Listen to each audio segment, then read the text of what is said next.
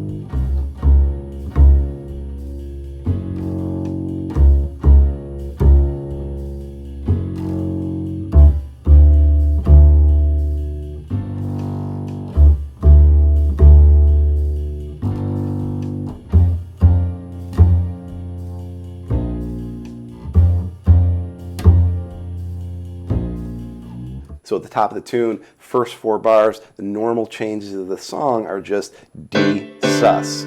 Ron, though, changes the harmony and the harmonic rhythm. D sus, the G minor 7, goes down a 5th there. Does the same thing when we move up to the 5th bar of the A section. Normally it's just F sus there. But again, Ron changes the harmonic rhythm and the bass note, plays F sus, then to B flat minor. Okay? Same thing that he did in the first 4 bars. And then when we move into the bridge of the tune, take this same concept again. So normally the bridge of the tune here is just E flat sus for 4 bars, but same thing that he did before, same harmonic rhythm and same concept, going down a 5th. So Ron plays E flat sus to A flat minor 7. And then in the second half of the bridge here, Ron does the same thing. Normal changes the tune. In this section of the song, it's just D flat minor for these 4 bars. Ron, again, changes the bass note and the harmonic rhythm here, playing D flat minor, then to G flat minor. And then for the last A of the tune, does the same thing he did in the first A, playing D sus, then down a 5th or upper 4th to G minor 7. So this is something you can start using immediately on this tune, which is played so often. It'll fire up your bandmates in the same way that it fires up Herbie in this amazing live performance. The next thing I want to talk about in terms of firing up the band from the bass in terms of harmony is using pedal points. When we play a pedal, we're playing the same bass note through changing harmonies. But today I just want to share with you one way that I love to use pedals, and it's on the bridge of the classic jazz standard, Invitation. It sounds like this.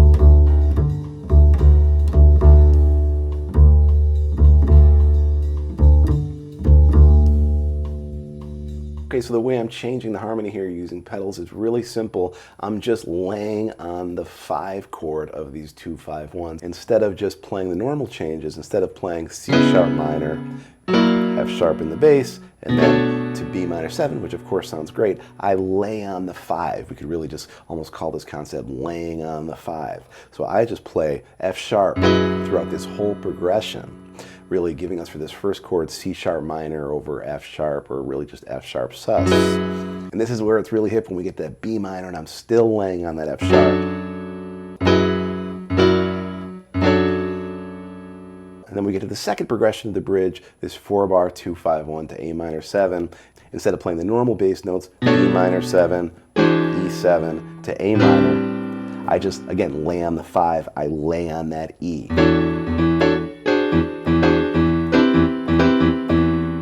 And then for the last progression of the bridge here, this last 2-5-1 starting on A minor 7th, tonicizing, moving to G minor 7, instead of playing the normal changes of A minor 7, D7 alt to G minor 7, I lay on that 5, I lay on that D.